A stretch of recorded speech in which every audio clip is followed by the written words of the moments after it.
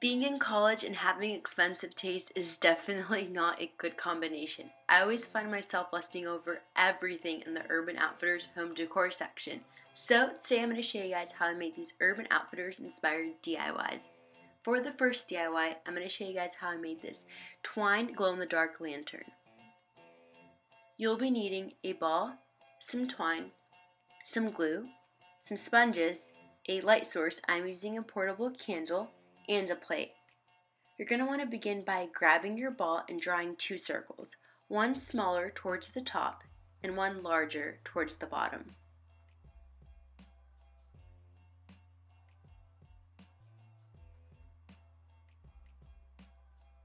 Then you're going to want to grab your glue and your sponge and coat the entire ball with the glue and begin wrapping the twine around the ball. There's no particular way to do this, just make sure the entire ball is wrapped with the twine, excluding the two circles you made.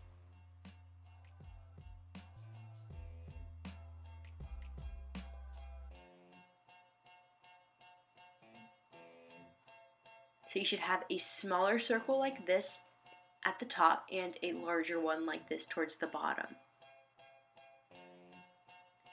I'm going to let my ball dry overnight in this bowl.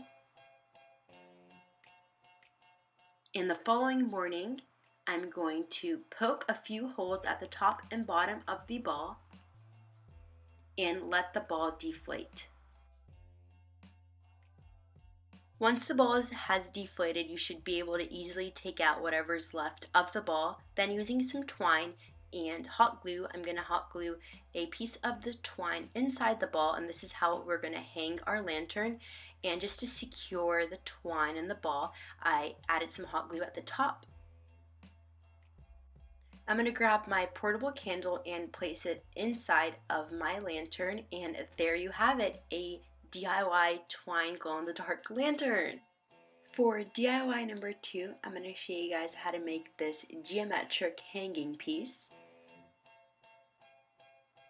You'll need some wooden rods, some moss, paint, a paintbrush, ruler, a handheld saw, a hot glue gun, and a cutting board. I'm going to begin by grabbing 3 wooden rods. Now grabbing my ruler, I'm going to measure each of those 3 wooden rods at 7 inches and cut them with my handheld saw. Then I'm going to grab 6 more wooden rods and measure those at 4 inches.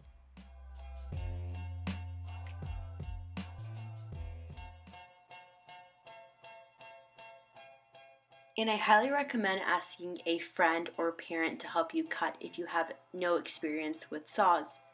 So you're going to want to grab your 3 4-inch pieces and glue them together like a triangle. Then you're going to grab your 3 7-inch pieces and glue them together like a little pyramid.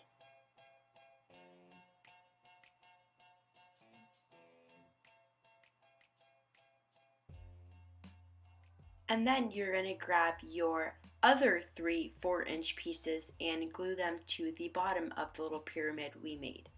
Now that we've made our base, it's time to paint.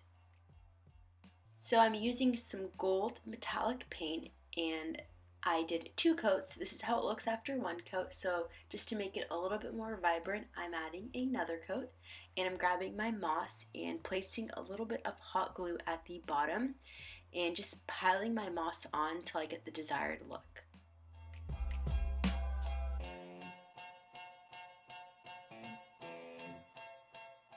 Then I'm going to grab my twine and double it up and tie it to the top of my geometric piece.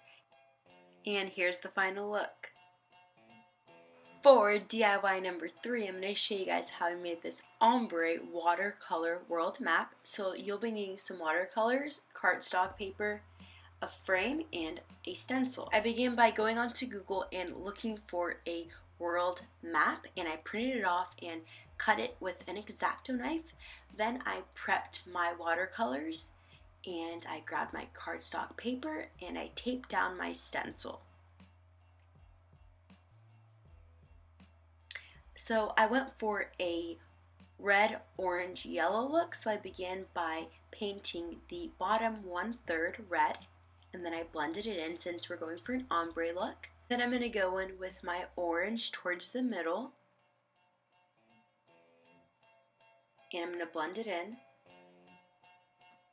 and I'm going to paint whatever's left yellow. So now I'm going to take off the tape, and I'm left with something like this. After my painting has dried, I'm going to grab my frame and take off the backing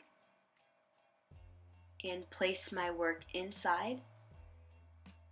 And there you have it, a super easy watercolor world map. So thank you guys so much for watching, and I'll see you guys very, very soon.